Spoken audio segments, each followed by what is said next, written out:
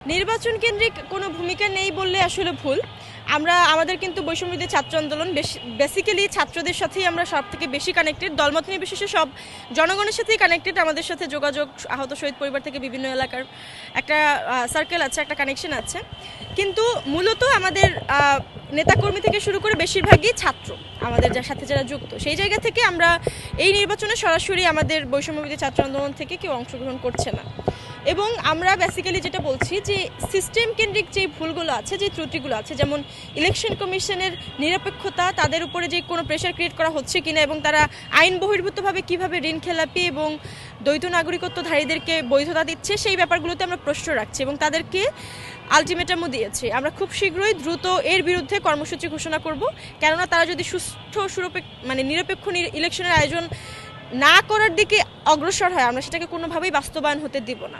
সেই জায়গা থেকে বৈষম্য বিরোধী ছাত্র আন্দোলন সর্বদা অ্যাক্টিভ রয়েছে, সজাগ রয়েছে, যাতে দেশের মধ্যে এই ধরনের কোনো আবার একটা ত্রুটিপূর্ণ ইলেকশনের আয়োজন করে এই শহীদের রক্তের উপর দিয়ে যারা বসেছে তারা দায় মুক্তি পেতে না পারে, প্রথমত। এবং দ্বিতীয়ত যদি বলি আওয়ামী লীগ ফিরে আসবে কিনা বা সেই ভয়ে আমরা চুপ আছি কিনা, দেখেন আওয়ামী লীগ থাকাকালীন সময় আমরা চুপ ছিলাম না, তো সেহেতু সে আবার কোনো একটা গর্ত থেকে উঠে আসবে সেই ভয়ে চুপ থাকাটা আসলে অবান্তর। এবং এটা প্রশ্নটাই আসলে আমার কাছে কিছুটা এমনই মনে হয়, অবান্তরই মনে হয়। সেই জায়গা থেকে বলবো আওয়ামী লীগ ফিরে আসার সবগুলো রাস্তাকে ধীরে ধীরে বিভিন্ন রাজনৈতিক দলগুলো খুলে দিচ্ছে। আমরা দেখছি বিচার কার্য নিয়ে বৈষম্য বিরোধী ছাত্র আন্দোলন কথা বলছে।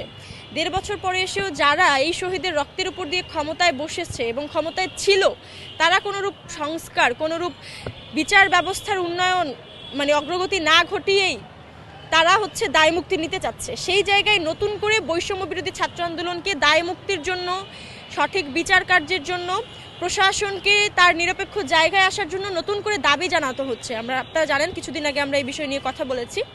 তো সেই জায়গায় বলতে চাই যে যদি কোনো রাজনৈতিক দল মনে করে যে তাদের মাধ্যমে আবার আওয়ামী লীগ তাদের ছত্রছায়ায় বেড়ে উঠবে, ডালপালা গজাবে, সেই ডালপালাকে, সেই গাছকে অঙ্কুরেই বিনষ্ট করার জন্য বৈষম্য বিরোধী ছাত্র আন্দোলন এখনও সজাগ আছে এবং আমরা সেই চেষ্টা অব্যাহত রাখছি।